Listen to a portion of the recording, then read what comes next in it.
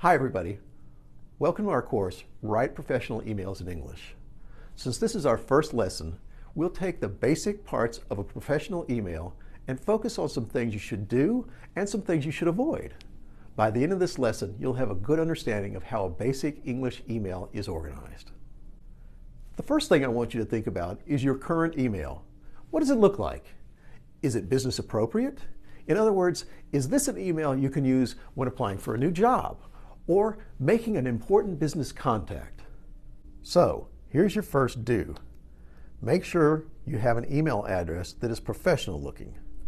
My personal one looks something like this, but I know it's not suitable for business communication, so I use my work email. You'll notice my first and last name in the email. I recommend that you have one similar to this. You don't have to include your full name, but something that readers can easily identify as you should be fine. Now, let's look a little bit at the four basic parts of an email and how to write them.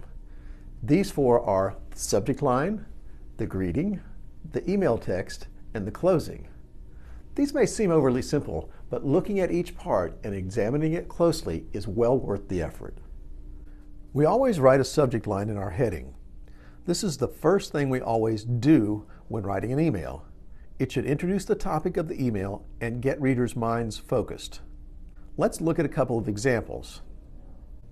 In our first example, the topic is unclear. These show the reader exactly why you are emailing them. The subject line should be as clear and as specific as possible. Try to imagine that you are receiving an email. Which subject line has the clearest message? Now, here's something I don't want you to do. Don't forget about the basics of writing in English, like spelling things correctly and getting your grammar, punctuation, and capitalization right. Paying attention to this starts even at the subject line. We will go over this in more detail later in the module. Next comes a greeting. Greetings should be formal and not too familiar. If you are certain about a few details of your reader, this makes things easier. For instance, if the reader is a man, then calling him Miss Alvarez in the greeting seems strange. You laugh, but I've had students address emails to me after meeting me in class, mind you, and still call me Mrs. Landers. Mrs. Landers was my mother's name, and it certainly can't be used to refer to me. If you are not absolutely certain, use titles that are gender nonspecific. This means greeting them without referring to their gender. Look for a person's position at the company, university, or office if possible, and mention that in the greeting. For instance, Dear Professor Lee, or Dear Director Smith.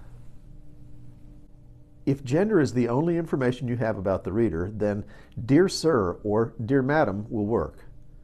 Some people use To Whom It May Concern. I've used this on letters of recommendation for students.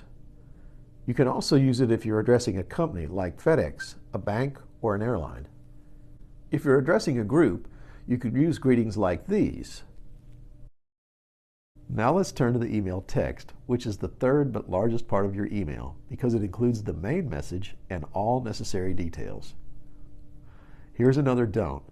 You aren't writing a book here. Avoid long emails altogether. You want the reader to read all of your text, so it should only include important information, essential details, but remain brief and to the point. If possible, keep the email text to 1 or 2 paragraphs, and no paragraph should be more than 3 or 4 sentences long. If you're asking your reader to do something for you, keep that to 1 or 2 requests. I tell my students this all the time. Another thing I want you to avoid is sounding like you are complaining or blaming your reader.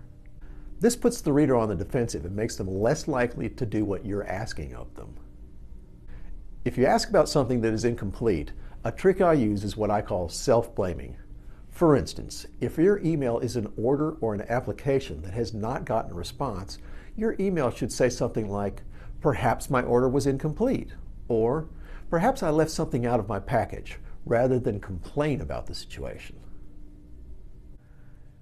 And here's something I always want you to do. Always add a word or two of thanks.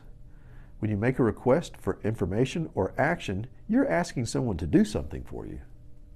Even if it's their job to do it, no busy person likes to feel like you don't appreciate their effort. The final part of an email is your closing. This is very short and simple.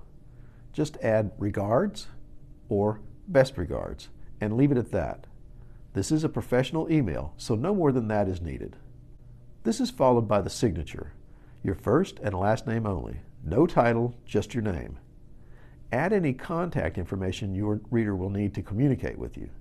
They already have your email address, but if they need anything else to easily contact you, put it here. Finally, I would like to add a word of caution here. This is our last don't. Never address your email to your reader until you have written it and checked it over, considering all that we've been over in this lesson. It's too easy to hit send by accident before you've carefully considered how it will sound and read at the other end. Wait until the very last to add the email address. And now for our final do. Take culture into consideration. A lot of the information you'll get through this course is based on North American standards. However, not all cultures communicate in the same way. Would people in Japan have the same style of writing as people in France? So, the last check you must do before sending the email is to consider how your reader might understand what you've written. We will look closer at this in our final module. So, let's review what we've learned in this lesson. First, there are 4 parts to a professionally written email: the subject line, the greeting, the email text, and the closing. And here are our do's and don'ts. Do have a professional email. Do make your subject line very clear and brief. Do add words of appreciation. And do consider cultural differences between you and your reader. Now, don't forget about spelling, grammar, punctuation, and capitalization. Don't write a book. Email texts should be limited to 1 to 2 paragraphs and 2 requests. Don't complain or blame. Don't address the email until it is written and checked carefully for all the things we've learned in this lesson. I hope you enjoyed this first lesson and feel confident to write your first email in this course. Try and apply as many of the do's and don'ts as we've covered here. I'll see you in our next lesson.